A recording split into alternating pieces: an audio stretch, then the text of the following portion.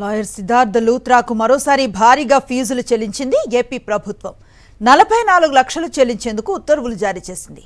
33 లక్షలు ఒకసారి, 10 లక్షలు మరోసారి విడుదలకు ఆదేశాలు జారీ చేశారు. పలు కేసుల్లో ప్రభుత్వం తరఫున హాజరైనందుకు ఫీజులు చెల్లిస్తున్నారు.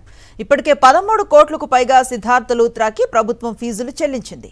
స్కిల్ స్కామ్ కేసులో చంద్రబాబు తరఫున లాయర్గా వాదనలు వినిపించారు సిద్ధార్థ లూత్రా.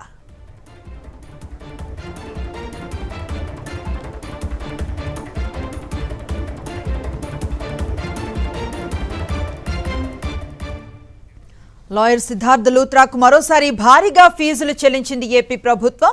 44 లక్షలు చెల్లించేందుకు ఉత్తర్వులు జారీ చేసింది. 33 లక్షలు ఒకసారి, 10 లక్షలు మరోసారి విడుదలకు ఆదేశాలు జారీ చేశారు.